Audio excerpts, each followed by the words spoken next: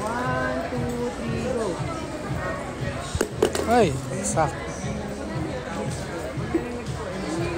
Dapat kasi mga nila dapat. Kasi pag nag-aangat mo yan, tatagilid mo, malalagay. Ikaw na. Kaya mo yan. Okay lang. Ang bilis eh. Sinutagal pa yung explanation kaya sabi sa laro.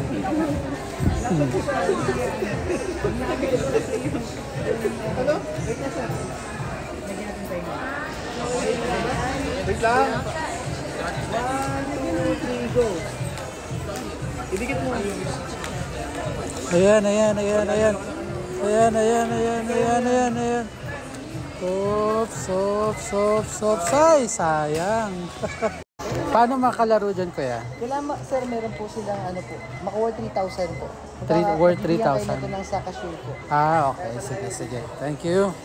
At dahil Father's Day, may pakulo na naman sa SM. So, bawat single receipt mo na may minimum amount of 3,000 pesos, pwede ka nang maglaro dito. Pero sa araw na to, hindi tayo maglalaro at hindi tayo mag-grocery. Tayo nag-ikot-ikot lang dito sa SM Department Store dahil ang talagang balak natin ay manood ng movie. Itong Inside Out 2 nga ating panunuorin. Actually, hindi talaga ako mahilig manood ng mga animation movies. Pero sabi nila maganda daw to. Kaya ito, susubukan nating panoorin. Dahil medyo maaga pa, ay tambay muna tayo dito sa kanilang waiting area. Napaka-relaxing pa naman dito, napakalambot ng upuan at saka tingnan mo naman yung ambience.